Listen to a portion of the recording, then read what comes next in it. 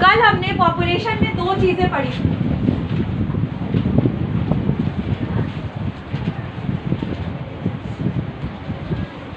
हमारा चैप्टर क्या है? पॉपुलेशन। दुनिया में फर्स्ट नंबर पे किसकी पॉपुलेशन आती है? इंडिया की 45 करोड़। इससे पहले कौन था? चाइना। चाइना फर्स्ट नंबर पे था। हम अब फर्स्ट नंबर पे आ गए। इससे पहले चाइना था। इंडिया एरिया में किस नंबर पे आता है? इंडिया एरिया में 7 नंबर पे आता है। पॉपुलेशन में फर्स्ट नंबर पे आता है। पॉपुलेशन में फर्स्ट नंबर पे और एरिया में 7 नंबर पे और पॉपुलेशन फर्स्ट नंबर पे आता है। 1947 में हम आजाद हुए। कब आजाद हुए? 1947 में। लेकिन जो हमारा पहला सेंसस है, सेंसस क्या? जनगणना। सेंसस का मतलब क्या होता है? जनगणना। जनगणना हर 10 साल पे होती है, लेकिन 1921 में इसलिए नहीं हो पाई क्योंकि कोविड का टाइम था, तो इसलिए 1921 में नहीं हो पाई। 1947 में हम आजाद हुए। पहला जो सेंसस हमारा आया वो 1951 में आया, जिसमें हम 36 कितने करोड़ है? 36 करोड़ हम थे उस टाइम पे। और आज कितने हैं? 145। हमारी 36 है बेटा। हाँ नहीं 36 है, ओरिजिनल डेटा जो है 36 है। अब बात करते हैं 36 करोड़ थे उस टाइम पे, आज कितने हैं? 145। कब हम सबसे ज्यादा बढ़े हैं? 1991 से लेके 2011 के बीच में इंडिया की पॉपुलेशन बहुत तेजी से ग्रोथ की है, बहुत तेजी से बढ़ी है। कब बढ़ी है? 1991 से 2011 के बीच में इंडिया की पॉपुलेशन बहुत तेजी से ग्रोथ की। उसकी क्या वजह है ये आज हम बताएंगे। कल हमने दो थ्योरी पढ़ी थी, ऑप्टिमल और कार्ल मार्क्स। रिवीजन कर लेते हैं। एक चीज और मैंने कल बताई थी, मैंने बताई थी कि 10 अगस्त 2024 को एक सेक्स रेशियो आया है, जिसमें क्या बताया गया? क्या रेशियो आया है? 100 फीमेल्स में, हाँ गुड, वेरी गुड, 106 मेल है। ये एक रेशियो है। ये क्या है? एक रेशियो है, जिस रेशियो में बताया गया है कि 100 फीमेल्स पे 106 मेल्स हैं। हमने कल कहा था ना कि हमारे यहाँ बेटियां कैसे होती हैं? सौभाग्य से। लेकिन बेटे कैसे होते हैं? खूब झाड़ मंत्र पूजा पाठ इससे। तो ये जो रेशियो मैं अभी बता रही हूँ आपको, ये रेशियो कब आया है? 10 अगस्त 2024 को ये जो सेक्स रेशियो आया, जिसमें बताया गया कि 100 फीमेल्स हैं, 100 फीमेल्स, ये रेशियो है, अनुपात है, जिसमें बताया गया कि 100 फीमेल्स पे 106 मेल्स है। यानी बेटियां सौभाग्य से हुई हैं और बेटे खूब झाड़ मंत्र पूजा पाठ से हुए। एक भारत में बहुत जरूरी है ना? नहीं है?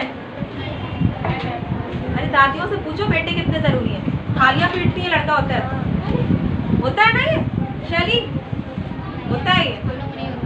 अरे होता है, नॉर्मल सच होता है। वैसे बहुत खुशी मनाई जाती है, चाहे कोई भी रिलीजन हो, अगर बेटा होता है। और जो थोड़े घर के बुजुर्ग होते हैं उनकी खुशी देख लो चेहरे की, वो तो डबल होती है। मतलब सारा देसी घी का टेढ़ा लड्डू, चाहे चौकोर हो चाहे तिकोन हो, बेटा तो हुआ है फाइनल। चलो अच्छी बात है बेटा। अब मैं बात करती हूँ, मैंने ये बताया आपको, जो कल बेसिक था आपका। अब हम थ्योरी पे आते हैं, अपनी दोनों थ्योरी को देखते हैं। थ्योरी से पहले मैं एक चीज मैं बताऊँ, मार्केट थ्योरी मैंने कल बताई थी। मार्केट थ्योरी मैंने क्या बताया था? जब डिमांड ज्यादा होती है और सप्लाई कम होती है, प्राइस ऑटोमेटिक हाई होती है। डिमांड ज्यादा, सप्लाई कम, प्राइस ऑटोमेटिक हाई। डिमांड कम, सप्लाई ज्यादा, तो प्राइस क्या हो जाएंगे?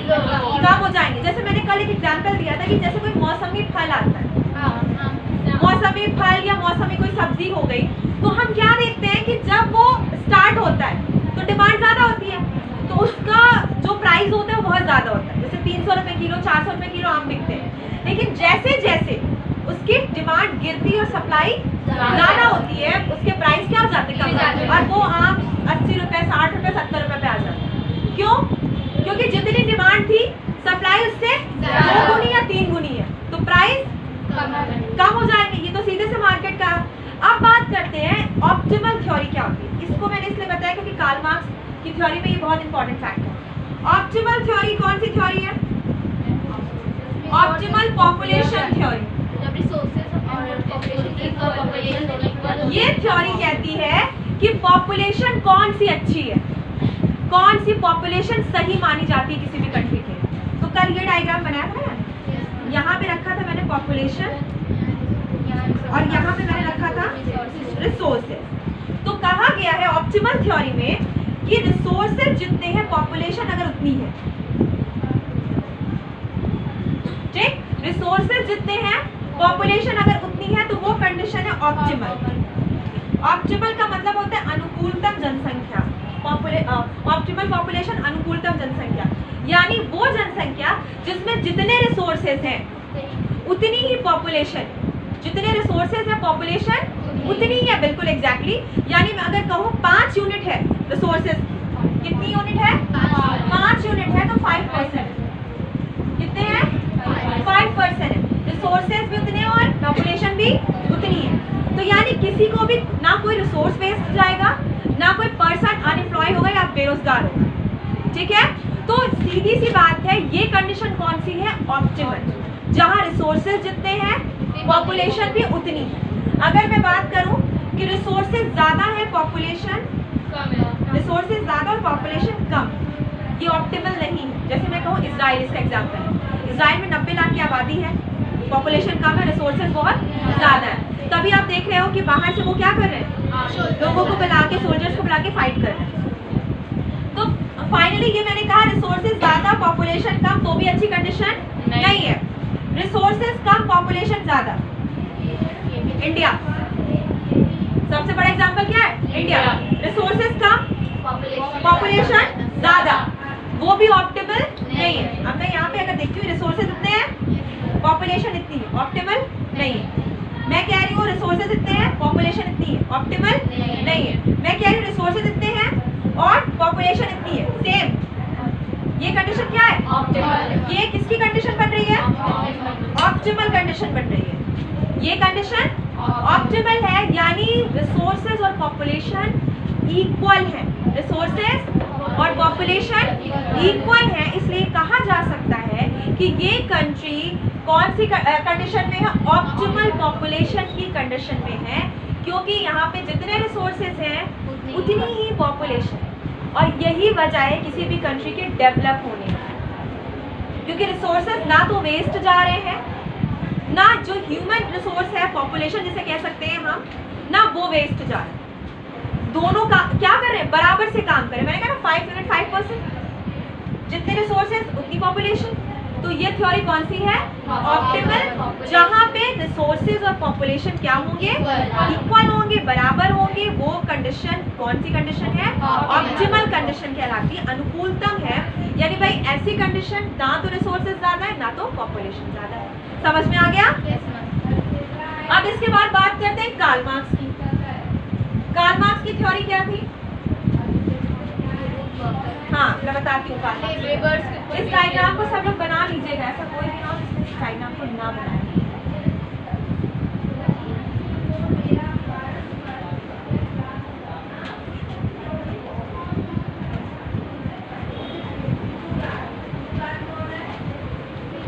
इस डायग्राम को बनाना है आपको और एग्जाम में भी बनाना है, मैं क्वेश्चन दूंगी। अब बात करते हैं कार्ल मार्क्स की थ्योरी। कार्ल मार्क्स कौन? कार्ल मार्क्स इकोनॉमिक्स और सोशलिस्ट, बहुत बड़े इकोनॉमिक्स थे और सोशलिस्ट थे, ठीक है। कार्ल मार्क्स की थ्योरी थी एक, जिस थ्योरी में उन्होंने कहा था कि यूरोप में, उन्होंने कहा यूरोप में पॉपुलेशन क्यों इतनी तेजी से ग्रोथ हुई है, क्यों बढ़ी है।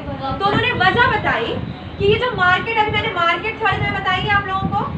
मार्केट थ्योरी में जैसे कहा कि मैंने प्राइस कब इंक्रीज हुए हैं, जब डिमांड ज्यादा है सप्लाई कम है, और प्राइस कब कम हुए?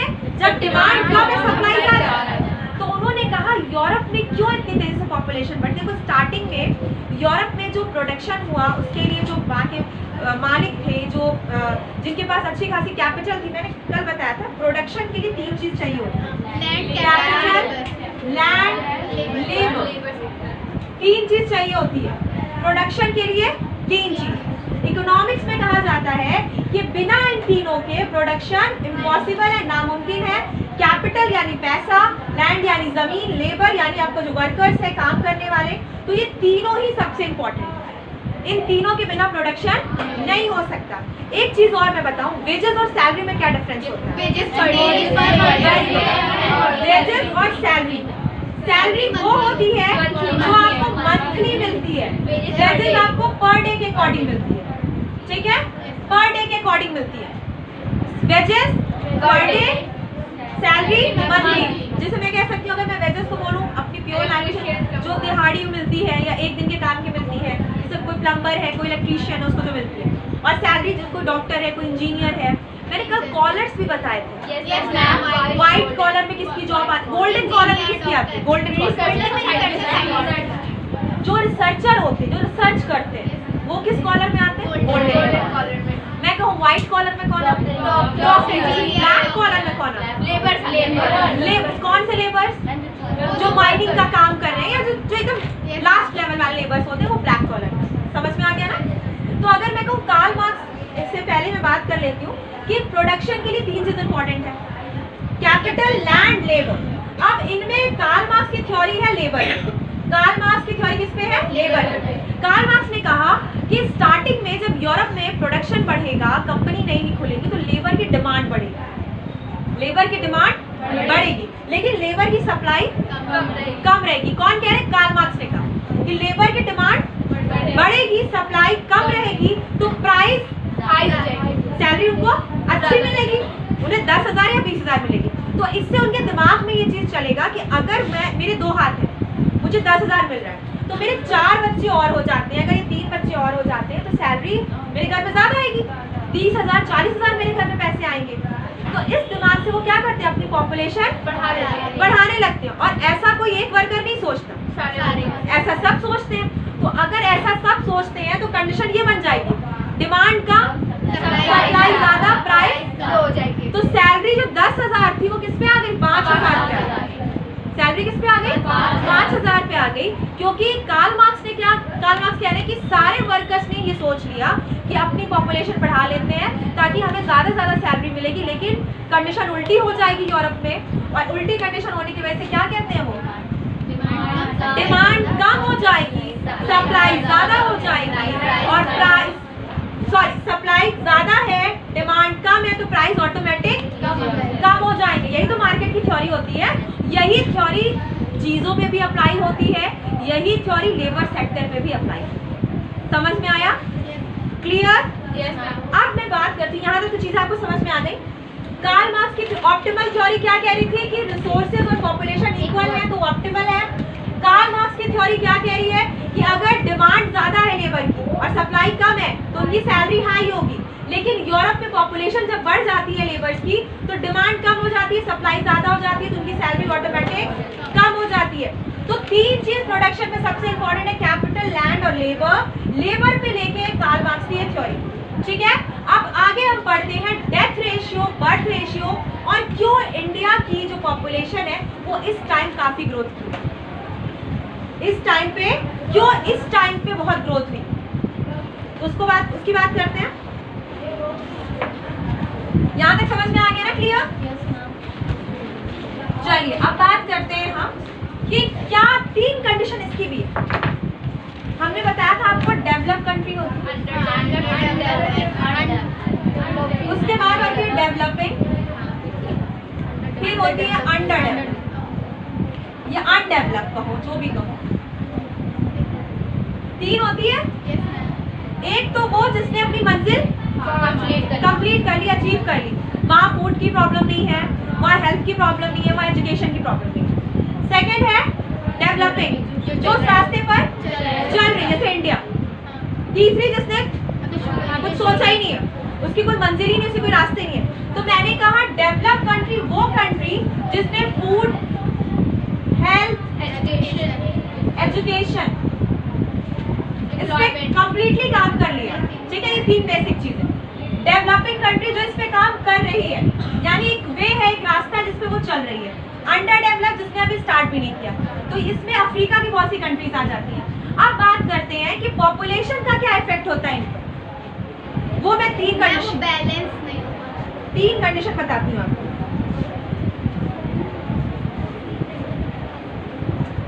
3 कंडीशन। एक चीज याद रखो कि दो तरह का आपका रेट होता है, एक बर्थ रेट होता है, एक डेथ रेट होता है। एक क्या होता है? Birth rate. एक होता है बर्थ रेट, इसे मैं इस सिंबल से दिखा रही हूँ, ठीक है, और ये है डेथ रेट, इसे मैं नॉर्मल लाइन से दिखाऊंगी। एग्जाम में आपको ऐसे ही करना पड़ेगा। बर्थ रेट के लिए मैंने डॉट डॉट यूज किया है और डेथ रेट के लिए मैंने नॉर्मली सिंपल लाइन यूज की। तो अब मैं बात करती हूँ कौन सी कंट्री की। सबसे पहले स्टार्ट करते हैं हम अंडर डेवलप को, नीचे से स्टार्ट करते हैं। अंडर डेवलप, जहाँ पे अभी कोई बहुत ज्यादा डेवलपमेंट नहीं हुआ है, वहां पे क्या है, डेथ रेट भी हाई है और बर्थ रेट भी हाई है। डेथ रेट भी हाई है, बर्थ रेट, दोनों हाई क्यों है? देखो, बच्चे ज्यादा पैदा हो रहे हैं क्योंकि उनमें अवेयरनेस नहीं है, जागरूकता नहीं है कि उन्हें कम एज, ज्यादा एज में शादी करनी है जाके, और हर बच्चों के बीच में 3 साल का गैप रखना है, उन्हें ये सबसे कोई मतलब नहीं है।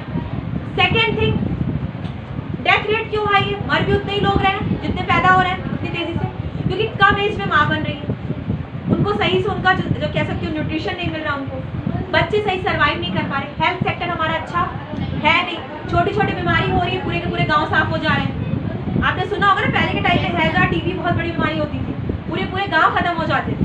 तो डेथ रेट भी हाई है, बर्थ रेट भी हाई है, पॉपुलेशन इक्वल है, ना बढ़ रही है ना घट रही है, बैलेंस पे। लेकिन ये बैलेंस पॉजिटिव नहीं है, ये निगेटिव बैलेंस है। ये बैलेंस क्या है? निगेटिव, क्योंकि डेथ रेट भी हाई है, बर्थ रेट भी हाई है। अब मैं कहूँ, हम जब आते हैं डेवलपिंग में, ये तो अंडर डेवलप हो गया, अब आते हैं हम डेवलपिंग कंट्री में। तो डेवलपिंग कंट्री में क्या है, बर्थ रेट हाई है लेकिन डेथ रेट कम है। क्यों कम हो गई डेथ रेट? क्योंकि गवर्नमेंट ने थोड़ा हेल्थ पे ध्यान देना स्टार्ट किया, जो बीमारियां थी उन बीमारियों पे रोक लगाना स्टार्ट किया, टीके लगने स्टार्ट हो गए। ये मैं इंडिया की बात कर रही हूँ कि क्यों इस टाइम की पॉपुलेशन बहुत तेजी से बढ़ी है, क्योंकि इस कंडीशन में डेथ रेट लो हो गई थी और बर्थ रेट वैसी की वैसी थी। देखो, बच्चे अभी भी ज्यादा पैदा हो रहे हैं, पॉपुलेशन अभी भी ग्रोथ कर रही है, लेकिन पॉपुलेशन ग्रोथ करने के साथ डेथ रेशियो क्या हो गया, घट गया। तो पॉपुलेशन तो बढ़ेगी ना ऑटोमेटिक। पहले क्या था, डेथ रेशियो भी था हाई और बर्थ, मतलब जितने पैदा हो रहे थे उस हिसाब से मर भी रहे थे, तो वो बैलेंस पॉजिटिव नहीं था, निगेटिव था। फिर कंडीशन क्या आई, बर्थ रेट वैसे का वैसे हाई है लेकिन डेथ रेट क्यों कम हुआ? टीके लगने लगे गांव में। अब आपने देखा होगा कि छोटे छोटे प्राथमिक जो स्वास्थ्य केंद्र हैं वो खुलने लगे, गांव तक डॉक्टर्स आने लगे, इंजेक्शंस लगने लगे, ट्यूबरकुलोसिस की, डॉट्स की बीमारियों की दवाएं आने लगी। तो जो आपका डेथ रेट है वो क्या हो गया, नीचे की तरफ स्लोप किया ना, नीचे की तरफ आ गया। थर्ड कंडीशन आती है डेवलप। जब क्या हो जाएंगे हम, डेवलप हो जाएंगे। हम अभी इस कंडीशन में नहीं है। जब हम डेवलप हो जाएंगे तो हमारा बर्थ रेशियो भी कम होगा और डेथ रेशियो भी कम होगा। ये पॉजिटिव है, ये क्या है, पॉजिटिव है। तब हमारी कंडीशन क्या बनेगी, ऑप्टिमल नहीं है। यहाँ पे ऑप्टिमल थ्योरी है ही। मैंने क्या कहा, 3 कंडीशन है। स्टेज मान लो, first stage, second stage, third stage. किसी भी कंट्री का या स्टार्टिंग अगर मैं कहूँ जो डेवलप नहीं है, अभी स्टार्ट किया, अंडर डेवलप है, उसकी फर्स्ट स्टेज ये होती है कि डेथ रेट भी हाई है और बर्थ रेट भी हाई है। जो डेवलपिंग है वहाँ पे बर्थ रेट हाई है, डेथ रेट कम है। डेवलप जहाँ पे डेथ रेट भी कम है, बर्थ रेट भी। क्यों डेथ रेट बर्थ रेट कम है? क्योंकि अब वहाँ के लोग अवेयर हो चुके हैं, जागरूक हो चुके हैं, उनको पता है कि कम बच्चे पैदा करने चाहिए, क्योंकि उन्हें क्या करनी है, अच्छी से परवरिश करनी है, ध्यान देना है। तो वो क्या करेंगे, कम बच्चे पैदा करेंगे, हेल्थ का ध्यान रखेंगे, जिससे मरेंगे भी लोग कम और पैदा भी कम लोग होंगे। तो ये बैलेंस पॉजिटिव है, ये बैलेंस पॉजिटिव है। मैं एक बार रिवीजन करूं। देखिए, मैंने कहा 3 तरह की कंट्री होती है, develop, developing, under develop. Develop country कौन सी है, जो फूड, हेल्थ, एजुकेशन पे कंप्लीटली काम कर चुकी है। डेवलपिंग वो जिस रास्ते पर चल रही है। अंडर डेवलप जिन्होंने अभी सही से कोई प्रोग्रेस नहीं की है। मैंने कहा कि पॉपुलेशन की 3 स्टेज होती है, जिसमें हमें पता चलता है कि पॉपुलेशन स्टेबल है या बढ़ रही है या घट रही है। फर्स्ट ऑफ ऑल, मैंने इस डायग्राम में 2 सिंबल्स यूज किए हैं, बर्थ रेट के लिए डॉट और डेथ रेट के लिए सीधी लाइन, यही आपको एग्जाम में भी करना है। अब यहाँ पे सबसे इंपॉर्टेंट फर्स्ट स्टेज क्या है? फर्स्ट स्टेज है अंडर डेवलप, जहाँ पे बर्थ रेट भी हाई है, डेथ रेट भी हाई है। बर्थ रेट क्यों हाई है? क्योंकि कोई अवेयरनेस नहीं है। डेथ रेट क्यों हाई है? क्योंकि हेल्थ के बारे में कोई ध्यान नहीं दिया जा रहा। सेकेंड स्टेज जहाँ पे बर्थ रेट आपकी क्या है? बर्थ रेट आपकी हाई है लेकिन डेथ रेट कम है। क्यों? क्योंकि गवर्नमेंट ने हेल्थ पे ध्यान दिया है। अब बहुत सी ऐसी बीमारियां हैं जिनकी दवाएं पता लग चुकी हैं और इस पे काम किया जा रहा है। तो आपकी डेथ रेट क्या है? लो। बर्थ रेट वैसी की वैसी हाई है क्योंकि कोई बहुत ज्यादा अवेयरनेस नहीं हुई है। थर्ड कंडीशन है जिसमें आपकी डेथ रेट भी लो है और बर्थ रेट भी लो है। ये पॉजिटिव बैलेंस है और ये निगेटिव बैलेंस है, क्योंकि यहाँ पे डेथ रेट हाई थी, बर्थ रेट हाई थी, यहाँ पे डेथ रेट भी लो है और बर्थ रेट भी लो है। समझ में आ गया? एकदम क्लियर? ये 3 स्टेज की थ्योरी। फर्स्ट स्टेज किस कंट्री में आएगा? Africa, America. फर्स्ट स्टेज ये आएगा अमेरिका, ये आएगा ऑस्ट्रेलिया। ये वाला जो थर्ड स्टेज कंडीशन है ये अमेरिका, ऑस्ट्रेलिया, जापान, ब्रिटेन, ये किसकी है? पाकिस्तान, इंडिया, ईरान, इराक, इसकी कंडीशन है। अभी हम इतने बहुत ज्यादा मॉडर्न नहीं हुए। हमारे आप देख रहे होंगे कि अभी भी कंडीशन ये है कि बर्थ रेट बहुत हाई है। भले डेथ रेट पे गवर्नमेंट ने काम किया है लेकिन इंडिया की कंडीशन क्या है? ये इंडिया किस कंडीशन में आ रहा है? इंडिया सेकेंड स्टेज में आ रहा है। अभी भी इंडिया सेकेंड स्टेज में क्यों आ रहा है? बर्थ रेट हाई है, डेथ रेट भले कम हुई है, ठीक है। और ये जो टाइम पीरियड है कि 1991 से 2011 के बीच में इंडिया की पॉपुलेशन काफी तेजी से ग्रोथ की है, उसकी वजह क्या रही कि इस टाइम पे इंडिया की गवर्नमेंट ने हेल्थ पे बहुत ध्यान दिया, जिसकी वजह से डेथ रेट कम हो गया लेकिन बर्थ रेट वैसे के वैसे ही बने रहे। मरना कम हो गया लोगों का, लेकिन जो बच्चे जैसे पैदा हो रहे थे वो वैसे के वैसे ही पैदा हो रहे थे। समझ में आया? क्लियर?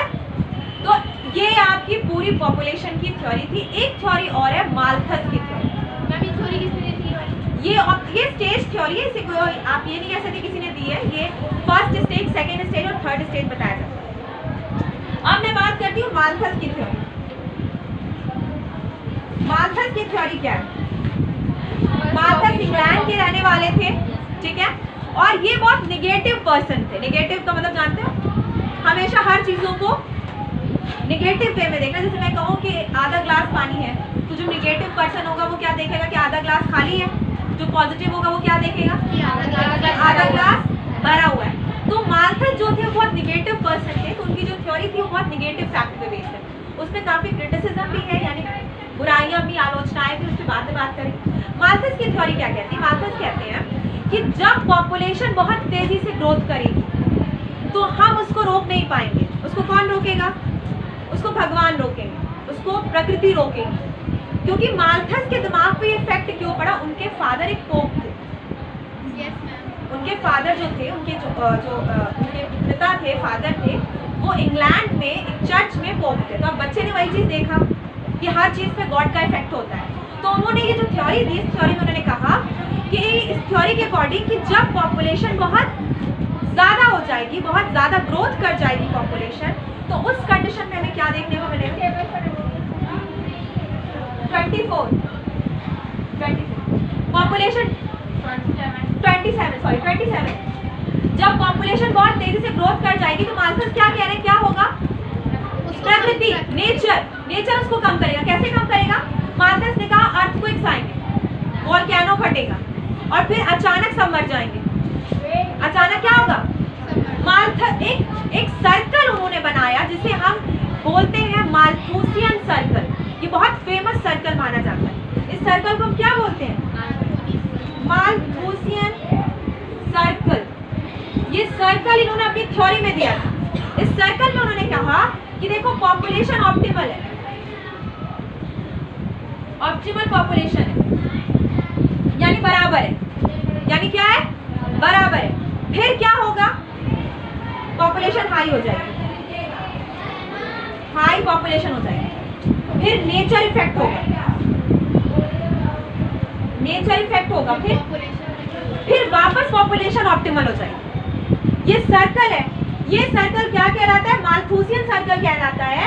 और ये माल्थस ने अपनी थ्योरी में बताया था पॉपुलेशन की कि पहले देखिए पॉपुलेशन ऑप्टिमल रहेगी, बराबर रहेगी, फिर पॉपुलेशन बढ़ेगी, फिर नेचर इफेक्ट होगा यानी अर्थक्वेक्स आएंगे, वोल्केनो फटेंगे, जिसकी वजह से क्या कंडीशन होगी? ऑप्टिमल हो जाएगी, फिर पॉपुलेशन ऑप्टिमल हो जाएगी। तो माल्थस का कहना है कि हम कुछ नहीं कर सकते भाई, जो करेगी वो क्या करेगी? नेचर करेगी, प्रकृति करेगी, हमसे कोई मतलब नहीं है। तो इसलिए, लेकिन उन्होंने एक चीज और कही कि हमें इस कंडीशन पे नहीं पहुंचना, हमें इस पे कैसे रहना। लेकिन उनकी जो थॉट्स थे वो थोड़े इफेक्टिव नहीं थे। उन्होंने कहा कि शादियां मत करो। उनका कहना था कि आप शादी मत करो, क्योंकि आप अगर शादी नहीं करते तो पॉपुलेशन नहीं बढ़ेगी। माल्थस की थ्योरी क्या थी कि आप शादी मत करो, और एक जो आपका शादी के बाद की जो लाइफ होती है उससे दूर रहो, जिससे क्या कंडीशन होगी? हाई पॉपुलेशन नहीं होगी, आप ऑप्टिमल पॉपुलेशन पे ही रहोगे, जिससे नेचर इफेक्ट नहीं होगा। लेकिन ये अगर मैं इसका क्रिटिसिज्म करूं, इसको गलत अगर मैं कहूं, तो भैया ऐसी बहुत सी कंट्री है, ऐसी बहुत से देश हैं जहाँ पे हमें क्या देखने को मिलता है कि जहाँ पे पॉपुलेशन तो कम है, ऑप्टिमल से भी कम है, लेकिन वहाँ पे भी वोल्केनो फट रहे हैं, अर्थक्वेक आ रहे हैं। बर्थडे है, ये कंडीशन कौन सी? वो कह रहे हैं कि अगर मैं क्रिटिसिज्म करती हूँ, क्रिटिसाइज करती हूँ, तो यहाँ पे मैं क्या कह रही हूँ कि ऐसे बहुत से देश हैं जहाँ पे पॉपुलेशन कम है, लेकिन अर्थक्वेक तो वहाँ पे भी आ रहे हैं, वोल्केनो तो वहाँ पे भी फट रहे हैं। तो इसका कोई सीधा इफेक्ट नहीं है कि जहाँ पे पॉपुलेशन हाई होगी अर्थक्वेक्स और वोल्केनो वहीं आएंगे। सेकेंड थिंग, जैसे माल्थस ने कहा कि शादी मत करो, लेकिन एक तरीका तो ये भी हो सकता है कि आप बच्चे कम पैदा करें, उन चीज़ों को ध्यान में रखें। और कोई भी इंसान इस दुनिया में अगर आता है तो वो सिर्फ मुंह लेके नहीं आता है, सिर्फ खाने के लिए नहीं आता, अपने साथ दो हाथ लेके भी आता है, कुछ काम भी करेगा। माल्थस ने एक चीज और कही, ये इंपॉर्टेंट पॉइंट है, इसको लिखो। माल्थस ने कहा कि पॉपुलेशन जो बढ़ती है, पॉपुलेशन जो बढ़ती है वो बढ़ती है आपके, वो बढ़ती है स्क्वायर के अकॉर्डिंग, हाँ ज्योमेट्रिकल तरीके से।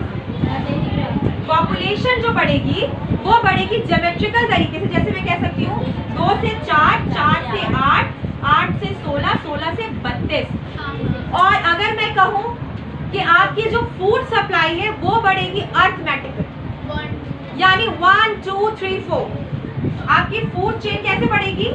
1 2 3 4 5। तो इसका कोई बैलेंस तो है ही नहीं, है बैलेंस नहीं है। माल्थस ने क्या कहा कि अगर हमारी जो पॉपुलेशन है वो बढ़ेगी ज्योमेट्रिकल 2 से 4, 4 से 8, 8 से 16, 16 से 32, लेकिन हमारी फूड चेन जो है वो कैसे बढ़ेगी? 1 से 2, 2 से 3, 3 से 4, 4 से 5। तो इसका कोई भी कनेक्शन नहीं है। तो माल्थस ने कहा इसलिए हमें पॉपुलेशन पे रोक लगानी चाहिए, और अगर हम नहीं रोक लगाएंगे तो नेचर इफेक्ट होगा। और ये थ्योरी सबसे पहली थ्योरी मानी जाती है पॉपुलेशन को लेके ऑफिशियल। समझ में आया? जिसने ऑफिशियल किसी ने पॉपुलेशन के बारे में सोचा, वो बंदा कौन है? माल्थस। तो मैं एक बार रिवीजन करूं, माल्थस कौन है भाई? माल्थस इंग्लैंड के रहने वाले हैं। इन्होंने जो थ्योरी दी, उसमें थ्योरी में उन्होंने कहा कि भाई अगर हम पॉपुलेशन को कंट्रोल नहीं कर पाएंगे तो नेचर इफेक्ट होगा। अब इस थ्योरी को उन्होंने एक सर्कल के थ्रू प्रेजेंट किया। उस सर्कल को हम कहते हैं माल्थुसियन सर्कल, जिसमें उन्होंने कहा कि पहले पॉपुलेशन ऑप्टिमल है, फिर पॉपुलेशन हाई होती है, फिर नेचर इफेक्ट होते हैं यानी वोल्केनो फटेगा या अर्थक्वेक्स आएंगे, फिर से पॉपुलेशन ऑप्टिमल हो जाएगी। ऐसा रेगुलर सर्कल ये चलता रहता है। फिर माल्थस ने क्या कहा कि पॉपुलेशन जो है वो बढ़ती है आपकी 2 से 4, 8 से 2 से 4, 4 से 8, 8 से 16, 16 से 32, लेकिन फूड चेन हमारी बढ़ती है 1 से 2, 2 से 3, 3 से 4, 4 से 5। तो दोनों के बीच कोई बैलेंस नहीं है, इसलिए हमें हमेशा ऑप्टिमल पॉपुलेशन में रहना चाहिए। समझ में आ गया? तो मैंने आज आपको 2 थ्योरी पढ़ाई। एक थ्योरी थी आपकी जो 3 स्टेज की है, एक थ्योरी थी आपकी जो माल्थस की थ्योरी थी, पॉपुलेशन की 3 स्टेज थ्योरी। माल्थस की थ्योरी को सही माना गया है? नहीं, अभी मैंने क्रिटिसाइज किया ना, लेकिन इन्होंने कुछ सोचा, एक स्टार्ट सोचा पॉपुलेशन को लेके। इन्होंने सीरियस सोचा कि पॉपुलेशन एक सीरियस कंडीशन और बहुत सीरियस कंडीशन है। मुझे तो लगता है किसी भी कंट्री के डेवलपमेंट में पॉपुलेशन बहुत इंपॉर्टेंट होती है। एक चीज़ और मैं आपको बताती चलूँ, आप इसको, ये न्यू डेटा है, आपकी कंट्री का जो अगर मैं हंगर इंडेक्स की बात करूँ, हंगर इंडेक्स क्या होता है? भुखमरी का जो सूची है उसमें भारत किस नंबर पे आता है? तो भुखमरी की सूची में भारत किस नंबर पे आता है, तो उसकी बात करते हैं। तो भारत आता है 105 नंबर। अच्छी नहीं है कंडीशन हमारी, हमारी कंडीशन अच्छी नहीं है। भारत कितने नंबर पे आ रहा है? 105 नंबर पे आ रहा है। Human development index, human development index, उस पे इंडिया की कंडीशन कितनी है? 134। कितने हैं आप? 134। बहुत अच्छे नंबर से हमारे भाई 134 पे आ रहे हैं। 193 हमारी टोटल कंट्रीज में, 193 कंट्रीज में हम 134 पे आ रहे हैं। कहाँ है? बहुत बुरे हाल में। लेकिन हमारी गवर्नमेंट कहती है पांचवी सबसे बड़ी अर्थव्यवस्था है। अरे भाई अर्थव्यवस्था को छोड़ो, ह्यूमन डेवलपमेंट इंडेक्स देखो, हंगर इंडेक्स देखो, हमारी क्या कंडीशन है? बहुत बुरी है। ह्यूमन डेवलपमेंट इंडेक्स क्या है कि जहां पे देखा जाता है कि पर कैपिटल इनकम आपकी अच्छी है, आपकी जो जिसे कह सकते हो लिविंग स्टैंडर्ड आपका अच्छा है, तो उस कंडीशन में इंडिया का नंबर क्या है? 134 नंबर पे इंडिया आता है ह्यूमन डेवलपमेंट इंडेक्स में। हंगर इंडेक्स में इंडिया का नंबर है 105 यानी 105। अब बात करते हैं कि इंडिया का जो रुपया है और डॉलर में क्या, क्योंकि देखो किसी भी कंट्री का डेवलपमेंट डॉलर से भी माना जाता है कि वहां पे डॉलर स्ट्रॉन्ग कंडीशन में है या उस कंट्री का रुपया स्ट्रॉन्ग कंडीशन में। तो मैं बता दूं आपको कि प्रेजेंट टाइम में $1 की जो कंडीशन है वो 84 रुपीज। हमारी प्रेजेंट टाइम अभी लेटेस्ट जो डेटा है, अभी मैंने सुबह चेक किया है मॉर्निंग में, वो है $1 84 रुपीज। तो ये बहुत बेकार कंडीशन है। और जैसे जैसे डॉलर स्ट्रांग होगा, रुपया कमजोर होगा, महंगाई इन्फ्लेशन बहुत तेजी से बढ़ता जाएगा। तो किसी भी कंट्री के लिए अच्छा सिंबल नहीं है। तो हमारी गवर्नमेंट को इस पे ध्यान देना चाहिए कि डॉलर को छोड़, डॉलर के अकॉर्डिंग पैसे को क्या करें? मजबूत करें। पैसे को क्या करें? मजबूत करें। तो मॉर्निंग का जो मेरे सामने जो एक इंडेक्स सामने आया जिसमें मैंने देखा कि $1 84 रुपीज है, तो ये अच्छा सिंबल नहीं है किसी भी कंट्री के लिए। तो इसे कम से कम हमें कम करना चाहिए, यानी कि रुपए को हमें अपने स्ट्रॉन्ग करना चाहिए। लेकिन ये मुझे होता तो नहीं दिख रहा, कोई पॉसिबिलिटी मुझे नहीं दिख रही है। ये हो सकता है और बढ़े, कुछ सालों में 100 तक पहुंच जाए और फिर उसका सीधा असर होगा कि इन्फ्लेशन, महंगाई तेजी से बढ़े। क्यों होगा कि महंगाई बढ़ जाएगी? बेटा डॉलर, हम कोई भी चीज इंटरनेशनल मार्केट में खरीदते हैं, बेचते हैं, इंपोर्ट करते हैं, एक्सपोर्ट करते हैं, कौन किससे करते हैं? डॉलर से करते हैं। तो लेकिन हमें अपना रुपया देके डॉलर में उसको चेंज करना पड़ता है, तो हमें इतना ज्यादा रुपया देना पड़ेगा। अगर मैं कहूँ कि ये ढेर सारी चॉक्स है मेरे पास, ठीक, ये मान लेते हैं रुपया है और ये डॉलर है, $1 दे रही हूँ और इतना रुपया मुझे देना पड़ रहा है, तो किसकी वैल्यू ज्यादा है?